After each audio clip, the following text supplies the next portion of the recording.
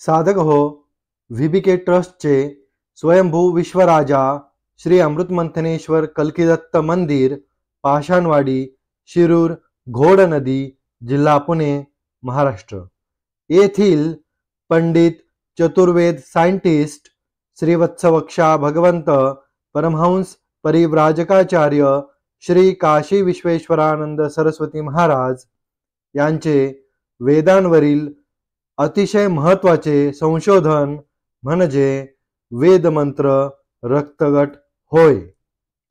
8/8/1960 पासून महाराजांचे हे संशोधन समाजाच्या कल्याणासाठी उपलब्ध असून आतापर्यंत लाखो भाविकांनी साधकांनी याचा लाभ घेतला आहे.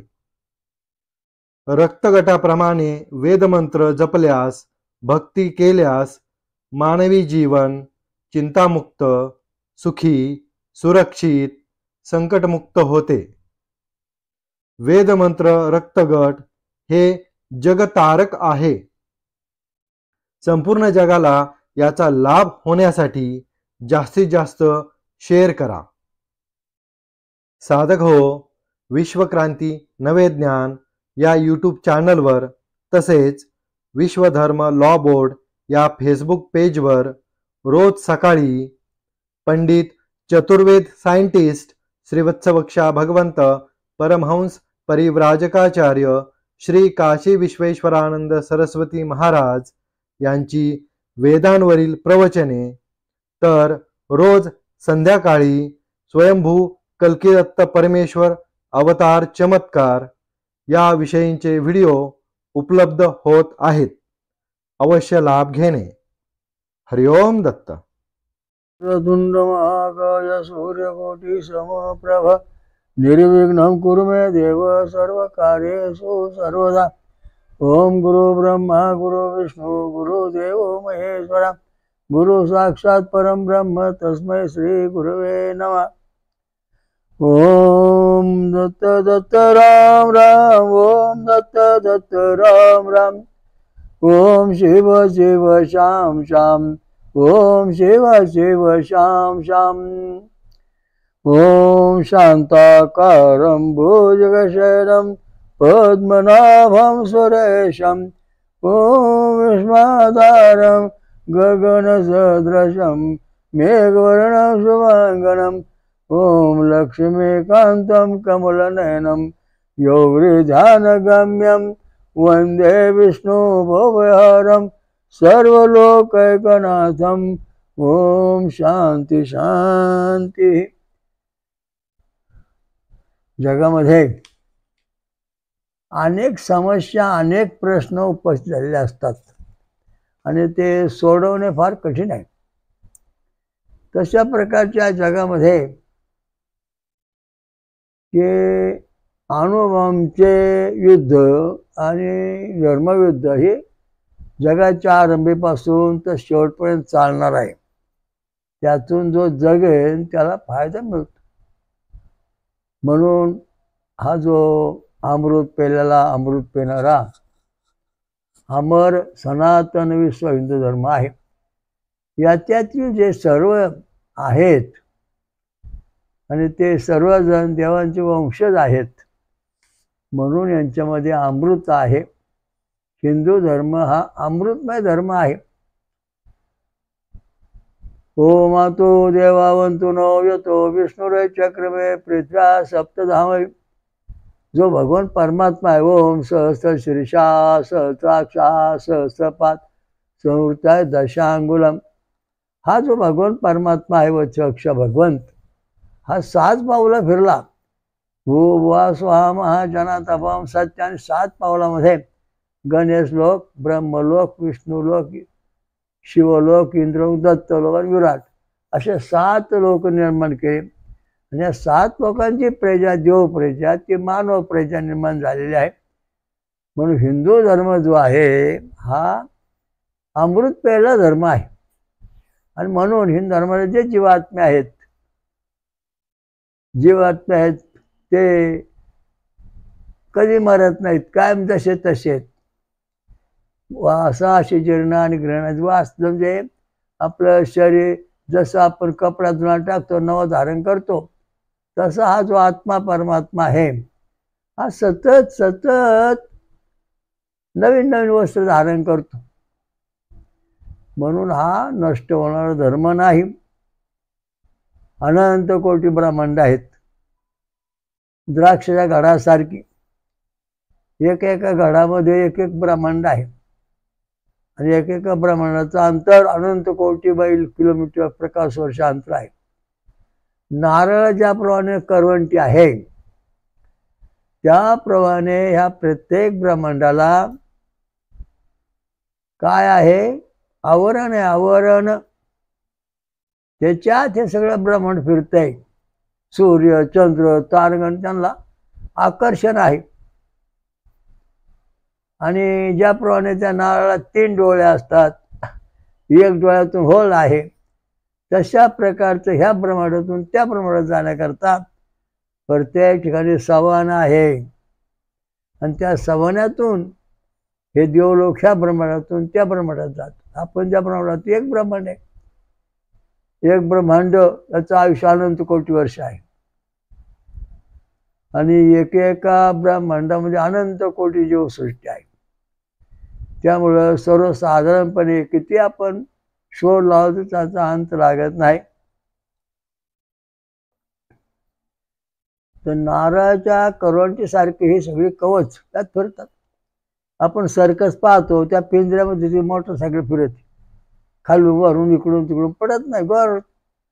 तशा प्रकारचं माया आकर्षणामुळं, गुरुत्वाकर्षण माया आकर्षणामुळे ग्रह तारे तारांगण हे जसे तसे फिरत अनंत कोटी ब्रह्मांड आहेत. आणि या सगळ्या ब्रह्मांडाच्या पलीकडे राहतो तो परमेश्वर. ओम सहस्र शीर्षा सहस्र पावृत्या दशाम हा परमेश्वर. त्याची भेट आपल्याला घ्यायची. मग आपलं ह्या ब्रह्मांडातून बाहेर पडावं लागेल. ह्या ब्रह्मांडातून बाहेर जाऊ तो आपला 7 लोक भू भुवा स्वाहा महाजनात आपण हे 7 लोकांच्या पलीकडे जावं लागेल. आणि त्याच्या पलीकडे परमेश्वर भेटणं अशी वस्तुस्थिती आहे की त्या डप्प्यात बसून चालण्याच्या करता तपश्चर्या केली पाहिजे, सोमरस प्याला पाहिजे, साधना केली पाहिजे. आणि आपल्या जाण्याकरता आपलं शरीर कसं पाहिजे असं महत्व आहे. तर या ठिकाणी आता आपण एक ऋचा वाचणार आहोत आणि पुढचं सुरू करणार आहोत. ओम सहर्ष इंद्राय पितये तिरः सोमानि अव्यया तेरावाराणि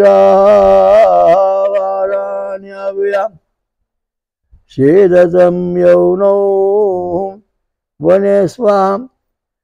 हा सोमरस हा परमात्मा इंद्राच्या रसपानासाठी परिपूर्ण आहे.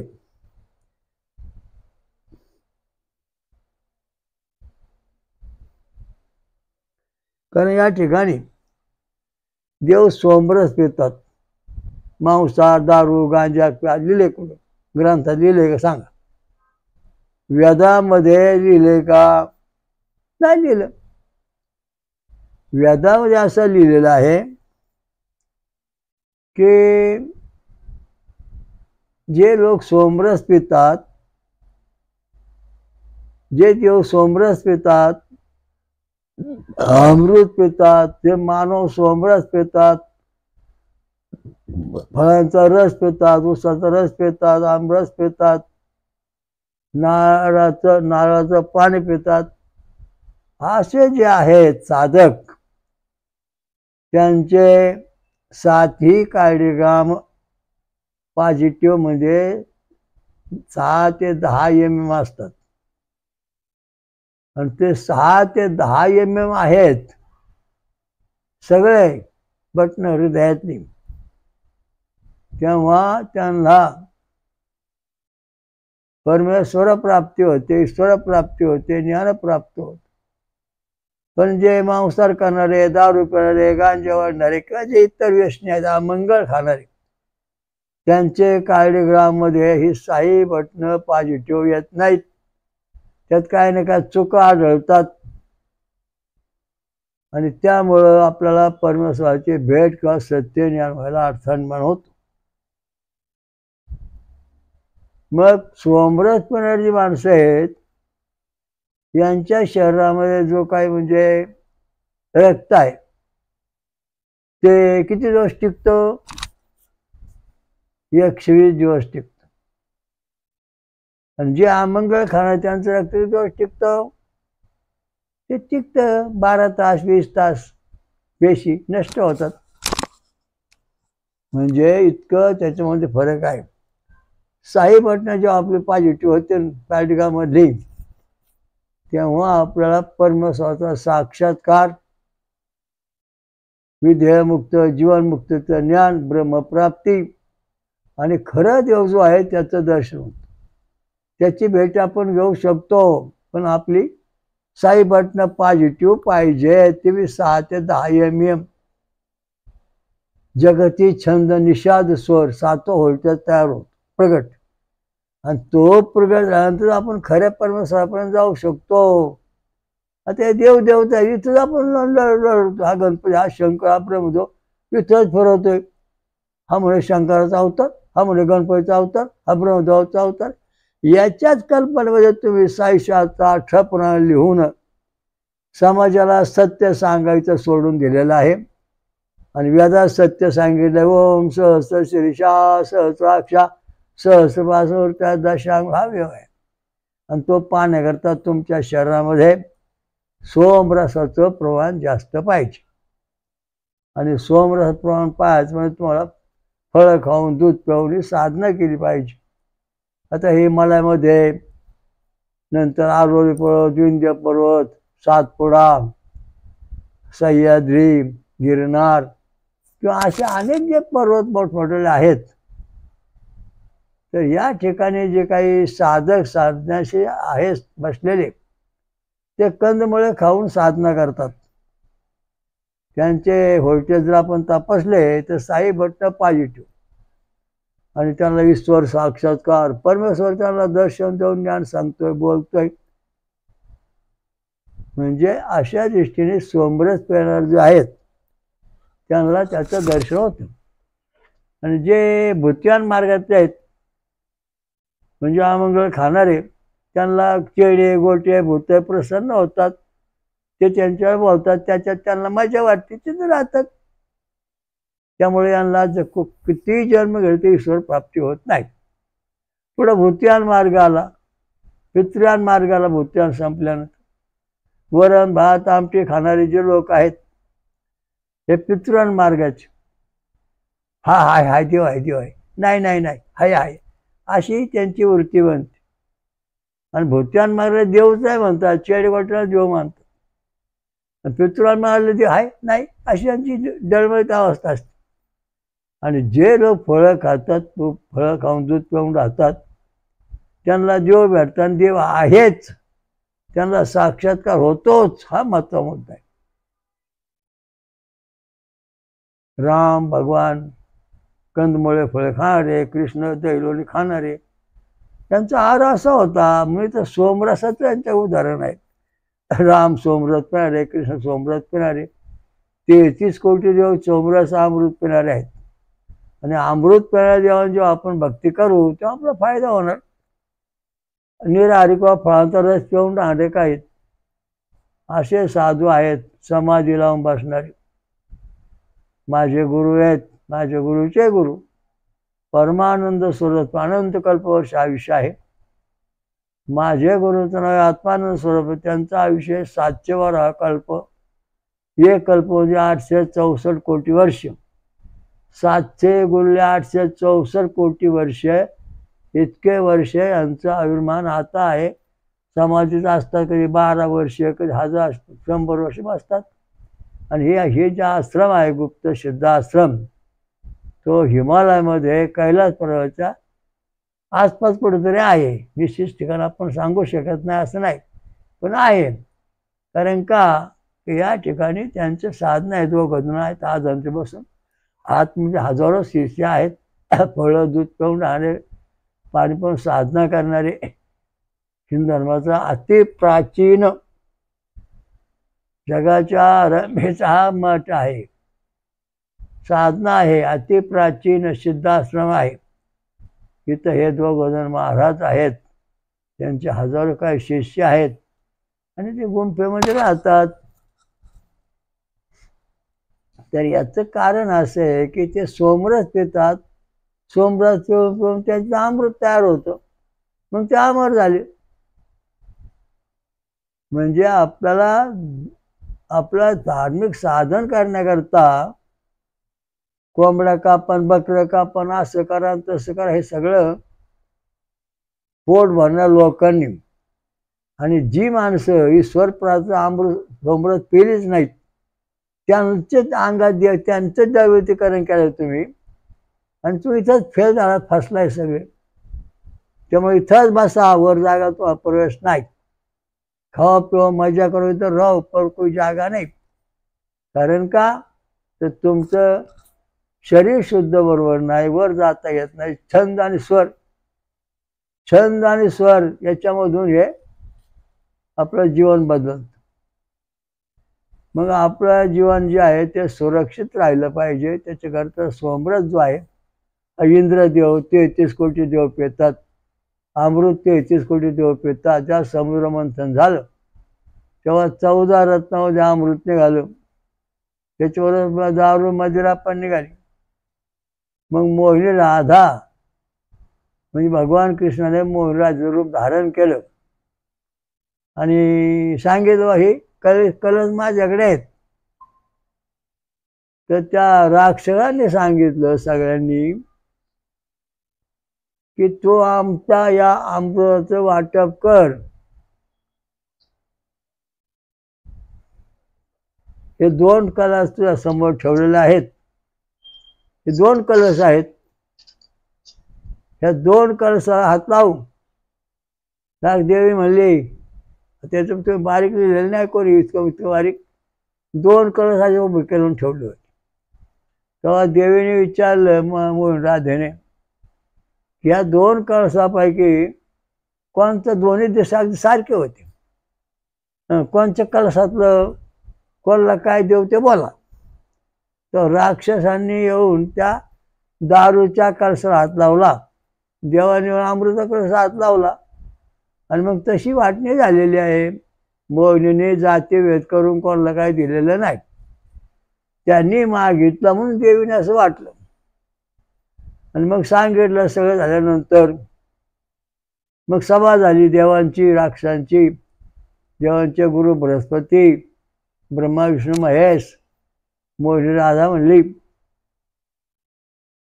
स्वर्गात ज्यांना यायचंय त्यांना अमृत प्राप्ती झाल्याशिवाय स्वर्गात येता येणार नाही. परमेश्वरापाशी यायचं म्हणजे अमृत झालं पाहिजे, अमृत पिऊन अमर झालं पाहिजे, आणि अमर अवस्था होईल या पृथ्वीवर, तेव्हा तुम्ही मूळ परमेश्वराला जाऊन भेटता, आणि तशी भेटू शकत नाही. इथे मेला का गेला स्वर्गात, नदीत पाडला का मेला का घ्यायला म्हणे, असं हे सगळं खोटे आहे. अमृत प्राप्ती झाल्याशिवाय कोणाला प्रवेश नाही, असं भगवान शंकराने सर्व जीवांना सांगितलं. तेव्हा सांगितलं तुम्ही जयंतीने आपला प्रयत्न करा, अमृत प्राप्ती करा. नष्टकारती इथंच राहा, जोपर्यंत मला अमृत प्राप्ती होत नाही तोपर्यंत मला वर येता येणार नाही. अशा दृष्टीने हा सोमरस आहे, जो सगळ्या देवांचं जे खाद्य आहे ते सोमरस आहे, फळांचा रस आहे, आणि आपलं जे फराळ आहे ते वेगळं आहे, अन्न पाणी. त्याच्याकरता आपल्या शरीरामध्ये सोमरस प्यायल्यानंतर आपल्या शरीरातल्या ज्या रक्तपेशी आहेत त्या किती दिवस जगतात. नंतर अन्न पाणी खाल्लं तर किती दिवस जगतात. त्यामुळे परमेश्वराचं चिंतन करण्याचा आपला किती फायदा होतो हा महत्त्वाचा मुद्दा आहे. सोमरस पिल्यानंतर आपल्या पेशी अनंत काळ जिवंत राहतात, मरत नाहीत. मेंदूमधल्या पेशी मरत नाहीत, जसे तसे कायम असतात. तशा सोमरस पेल्यानंतर आपल्या पेशींचं आयुष्य 100 वर्ष 1000 वर्ष राहू शकतं. हा महत्त्वाचा मुद्दा येत आहे. म्हणून देवाला सोमरस प्रिय आहे, म्हणून ते सोमरस पितात. मग आता आपण जे खातो पितो त्याच्याकरता थोडं विश्लेषण आपण आज करणार आहोत. त्याच्यावर आपण आतापर्यंत 860 संशोधन केलेलं आहे. लोकांना आपण भरपूर ज्ञान दिलेलं आहे, सांगितलेलं आहे. तर त्या दृष्टीने पेशीचं आयुष्य किती हे सांगितले. आता इथे बघा, गहू, ज्वारी, बाजरी, मका, आलं लक्षात. यांचं आयुष्य, हे जे धान्य खाणं, ह्या ज्या जीवपेशी आहेत आपल्या शरीरात, ह्या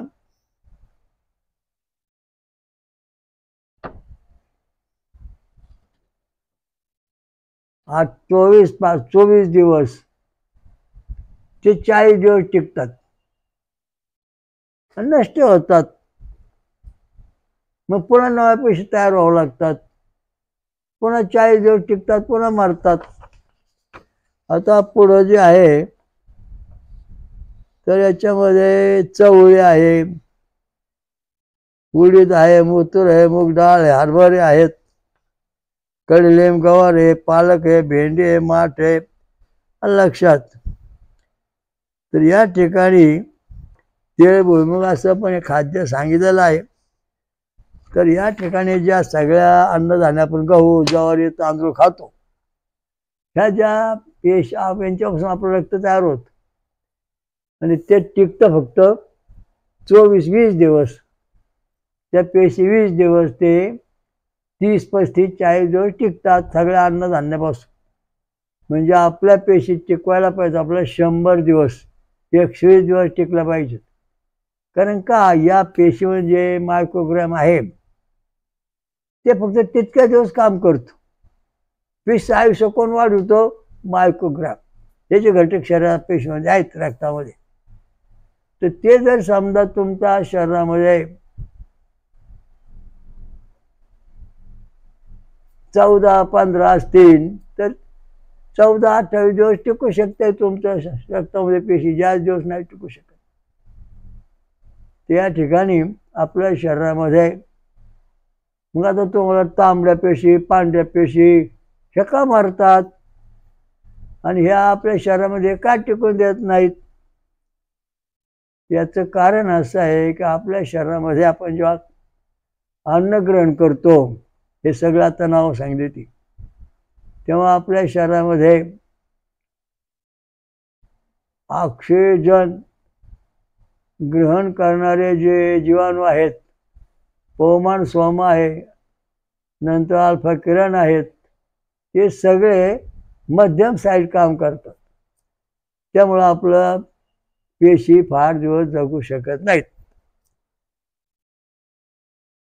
मग आता आपल्या पेशी कमी होण्याचं कारण गॅमा, बेटा आणि कली, नंतर आपल्या शरीरामध्ये ऑक्सिजन रहित जे जीवाणू प्रवेश केल्यानंतर आपल्या रक्तातल्या पेशी नष्ट होतात.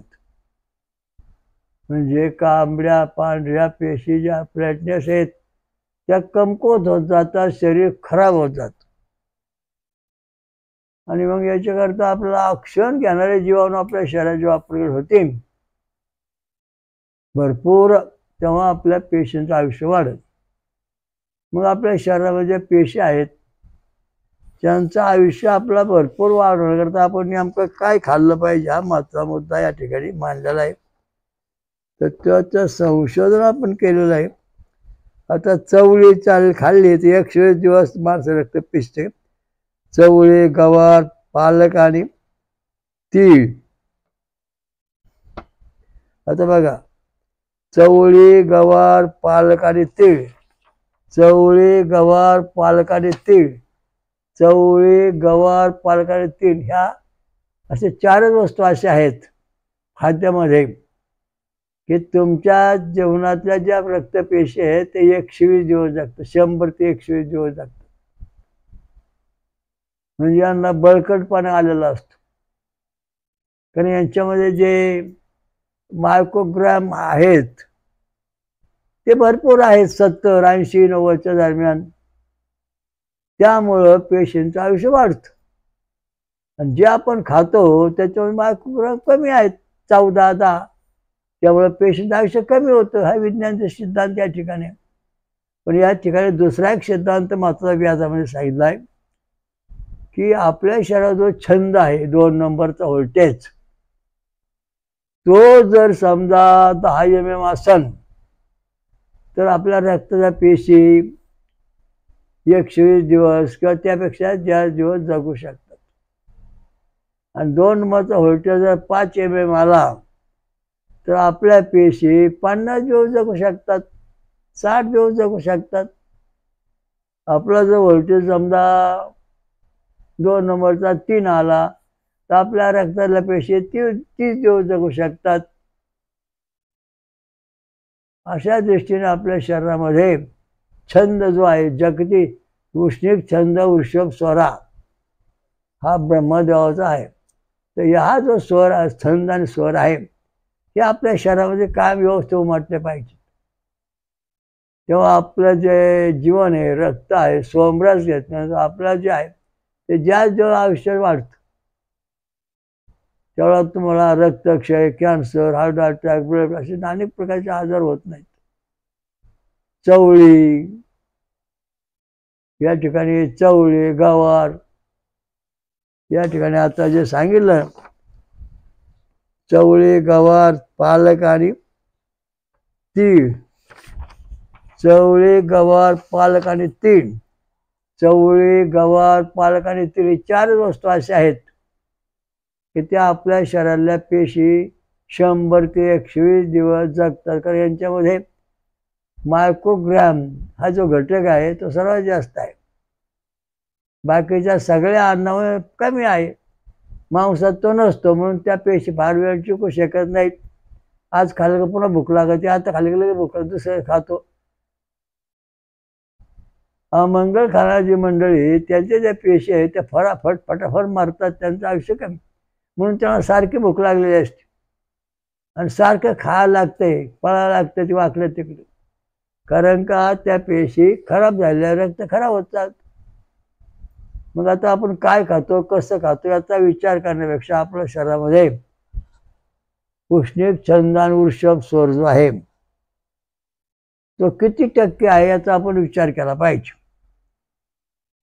2 नंबरचा व्होल्टेज आपण तपासून घ्या, डॉक्टरकडून तपासून घ्या आणि तपासा किती आहे व्होल्टेज. 10 mm आहे, म्हणून आपली पेशी 100 ते 120 दिवस जगणार आहे. म्हणजे आपल्याला जवळजवळ भरपूर आयुष्य वाढणार आहे. नंतर आपचा व्होल्टेज जर 6 mm आला तर 60%, म्हणजे 60 दिवस ही पेशी टिकणार आहे, याच्यापुढे ते टिकणार नाही. याच्याकरता आपले व्होल्टेज जो आहे उष्णिक छंद वृषभ स्वर, याच्याकरता आपण सतत गायत्री मंत्र म्हटला पाहिजे. आणि गायत्री मंत्र ओम ओम स्वा ओम महा ओम जना ओम तप ओम सत्यम ओम तत्सवितुर्वरेण्यं भर्गो देवस्य धीमहि धियो यो नः प्रचोदयात्. सतत मंत्र तुम्ही जपल्यास तुमचा जो हा 2 नंबरचा कार्डिग्राम आहे, रक्त तयार करणारा, तर त्याची वाढ 6 ते 10% कायम टिकून राहिली पाहिजे. आणि ती टिकल्यानंतर आपल्या शरीरात मायक्रोग्राम जे आहेत त्याचे जास्त मायक्रोग्राम ज्या अन्नधान्यात आहेत ते घटक हे छंद वाढतात आणि मग त्याच्यामुळे रक्त वाढतं, टिकून राहतं. एका माणसाच्या रक्त तयारच होत नव्हतं आणि त्याचा रक्त तयार होत नाही. औषध 3 ते 5 ते 6 एच बी असायचं.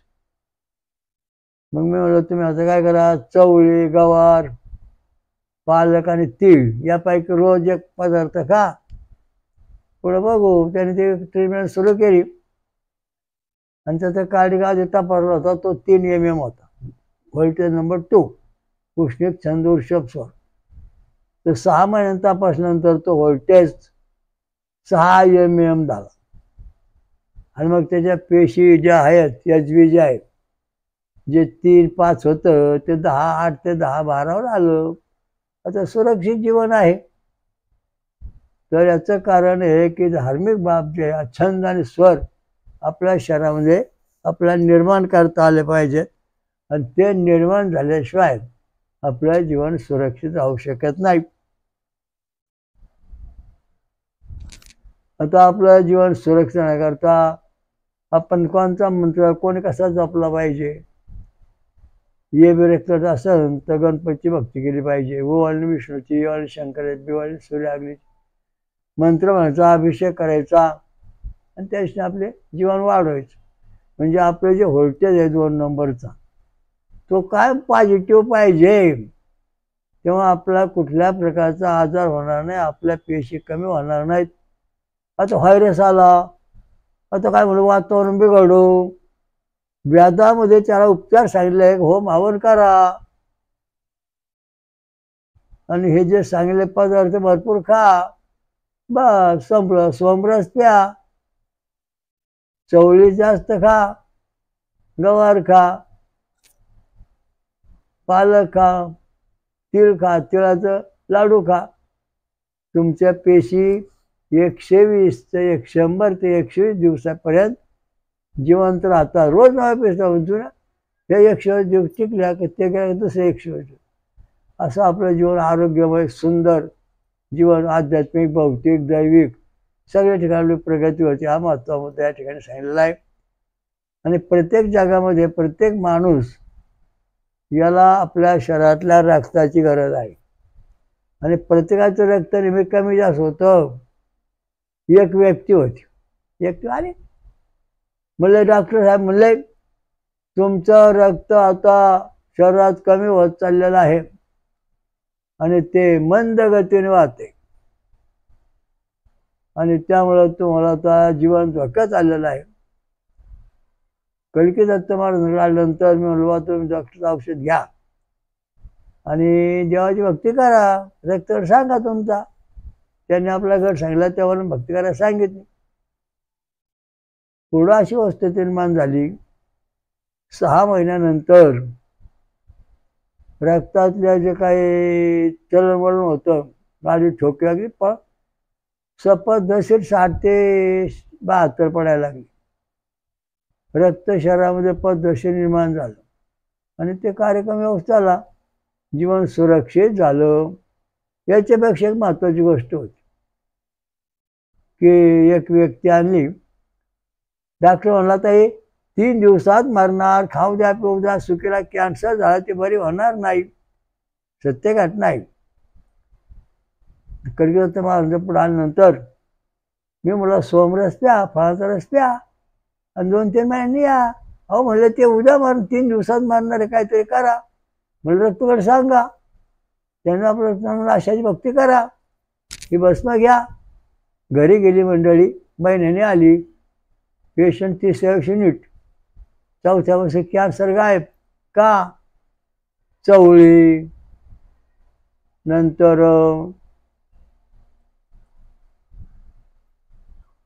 नंतर पालक, तीळ याच्यावर जास्त जोर देण्यात आला. आणि शरीरातला जो 2 नंबर व्होल्टेज होता तो 2 mm होता, तो कॅन्सरच्या पातळीवर.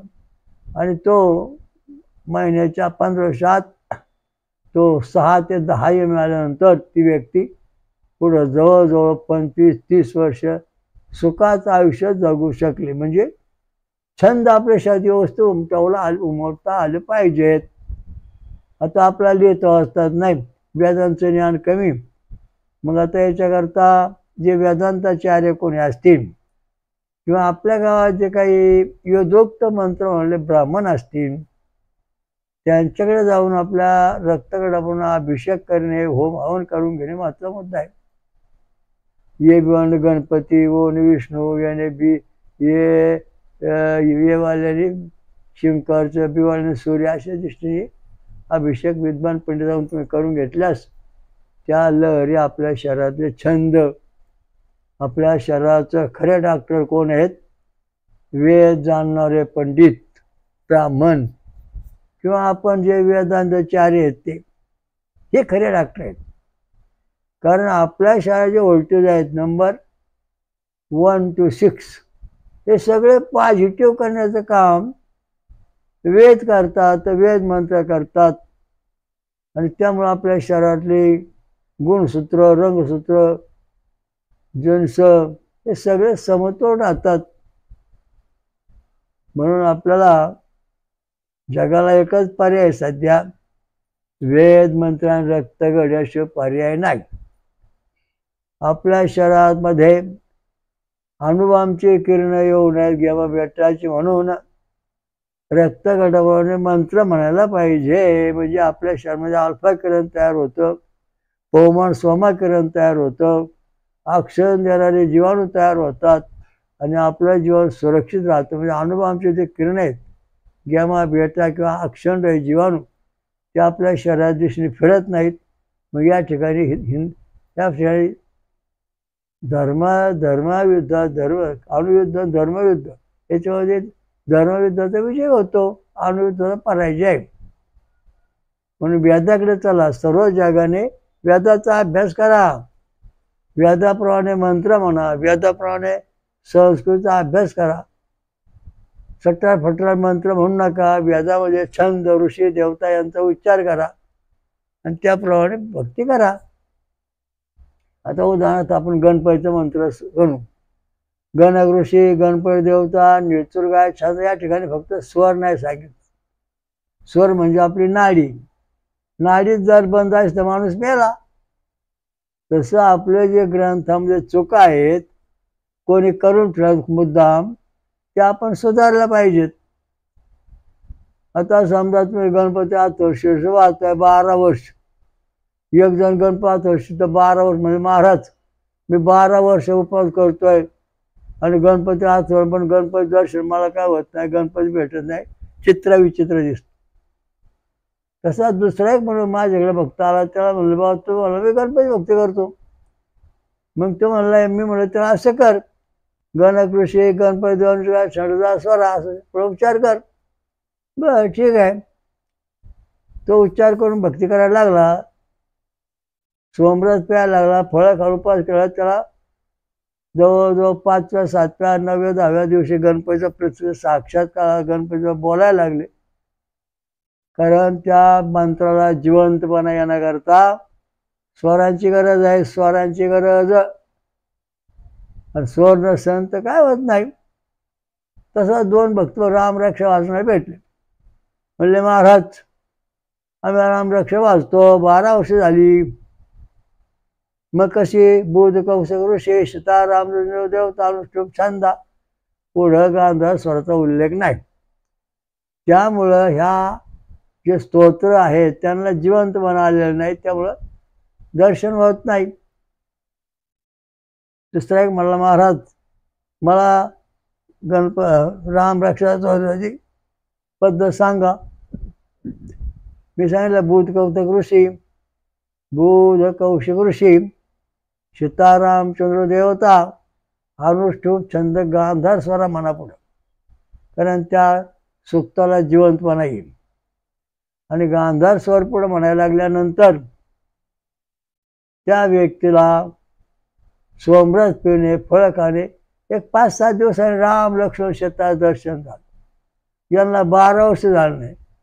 म्हणजे आपण जे काय करतो याच्यामध्ये काय चुकायचं पहा. वेदातले मंत्र म्हणा, ऋषी, देवता, छंद आणि स्वर, म्हणजे चुका व्हायचं काय कारण नाही. आता उदाहरणार्थ गायत्री मंत्र, विश्वामित्र ऋषी, सविता देवता, गायत्री, छंद, षडजा, स्वरा, हे अगदी पालमुतवर लिहिलं.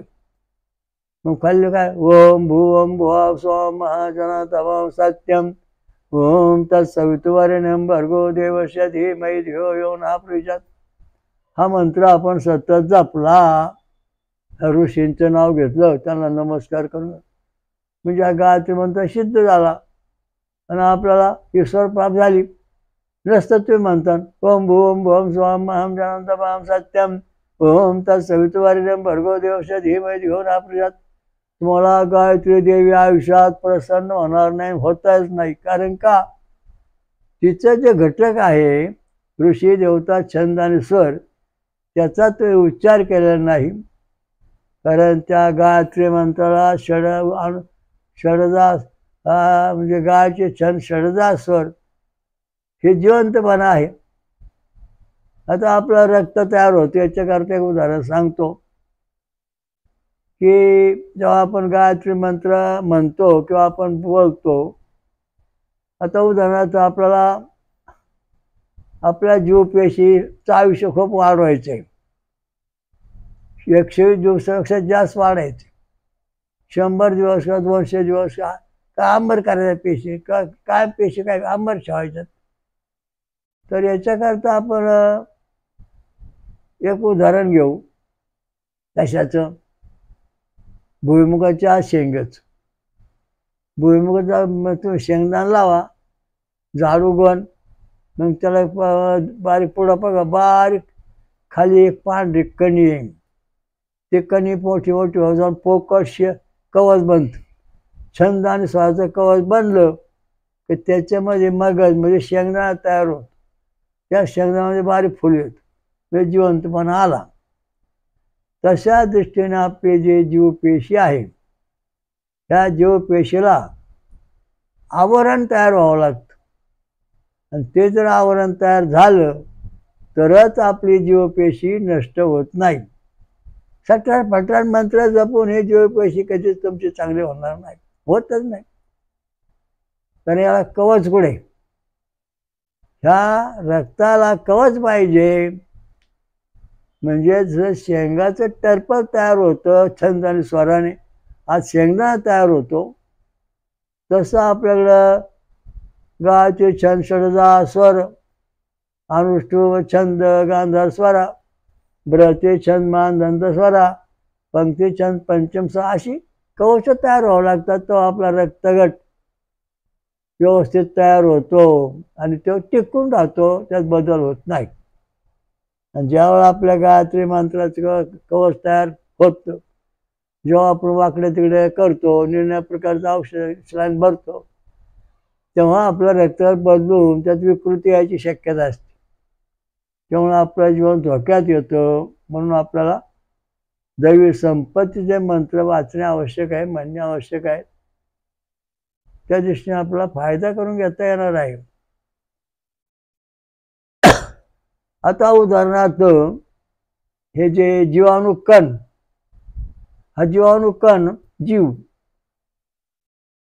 ओम अँटीजन जीवाणू कण जीव, हा कसा आहे, याच्याकरता आपल्याला काकडीच्या बियाचं उदाहरण घ्यावं लागेल. आता काकडीचा फळ, चांगली काकडी, आणि ती बी काढा, बघा निरीक्षण करून काय आहे ते. काकडीच्या बियावरती एक पातळ आवरण आलेलं असतं, इतकं पातळ केलं सुंदर, आणि त्या पातळ आवरणामध्ये द्रव पदार्थ असतो, आणि त्याच्या आतमध्ये बी असतं, आणि बियामध्ये ओम अँटीजन बीजाणू कण जीव असतो. अशा दृष्टीने हे काकडीचं बी असतं. तशी आपली पेशी आहे. अशा दृष्टीने पेशी आपली निर्माण व्हावी लागते, तेव्हा आपल्या शरीरातलं रक्त सुरक्षित व्यवस्थित राहून आपलं जीवन सुरक्षित, म्हणजे आपल्या अणुबॉम्बचा हल्ला होऊ शकत नाही, गॅमा बेटा किरण आपल्या शरीरात येऊ शकत नाही. आपल्या शरीरामध्ये अल्फा किरण, पवमान सोमा शक्ती, दैवी शक्ती, ऑक्सिजन घेणारे जीवाणू, कुंडली शक्ती, म्हणजे असे सगळे दैवी प्रभाव आपल्याकडे राहतात. त्यामुळे आपलं जीवन सुरक्षित राहतं. मग आपलं ईश्वरी साक्षात्कार, दैविक भौतिक सर्व सुख प्राप्त होतं. आता आपण रोज पाहतो प्रत्येक माणसाला इंजेक्शन द्यावं लागतं. याचं कारण का, ही जी काकडीची बी आहे, हिच्यावर जे आवरण आहे ते आवरण तुटून जातं. ते आवरण फुटलं की काकडीच्या बियावरचं पाणी निघून जातं, फक्त बी राहतं. तशा दृष्टीने आपल्या शरीरामध्ये वाकड्या तिकड्या खाल्ल्यानंतर जी जीवपेशी तयार होते, त्या जीवपेशीवर जे अतिशय सूक्ष्म आवरण आहे ते तयार होत नाही, ते फुटतं. मग रक्तस्राव होतो. ते फुटल्यानंतर कारण त्या पेशीवरती आवरण नष्ट झालेलं असतं. मग राहतं शरीरामध्ये जीवाणू कण फक्त कोरड्या ठणठणीत. मग त्या जीवाणू कणमधून ऋषी छंद, गायत्री छंद, षडजा स्वर, पुष्यक छंद वृषभ स्वर, अनुष्टुप छंद गांधार स्वर, भरत छंद मानदंता स्वर, पंक्ती छंद पंचम स्वर, त्रिष्टुप छंद दैव स्वर आणि जगनिषाद स्वर, हे सगळं त्या पेशीमध्ये तयार होतं. एवढं आणि मग तेव्हा पेशी पूर्ण तयार होते. मग इतकं अवघड आहे. परमेश्वराची भक्ती आपण त्यामुळे करायला पाहिजे, तेव्हा आपल्याला जीवन सुरक्षित राहील. आणि रक्त जे आपलं आहे, पेशीचं आयुष्य वाढलं पाहिजे. जेव्हा पेशीचं आयुष्य 120च्या पुढे जाईल तेव्हा आपण 100-120 वर्ष जीवन, 300 वर्ष जीवन जगू शकतो. पण पेशीचं आयुष्य वाढत नाही, कारण आपल्याकडे जे मायक्रोग्राम आहेत जेवणामध्ये, अन्नामध्ये, ते कमी पडतात. त्यामुळे आपलं आयुष्य कमी होतं. मायक्रोग्राम जर भरपूर वाढले तर आयुष्य वाढतं. अगदी सोपा उपाय. चवळी, पालक, तीळ, हे जे आता तुम्हाला घटक सांगितले ते आपण रोज याच्यातला एक तरी घटक रोज जेवणात ठेवला पाहिजे.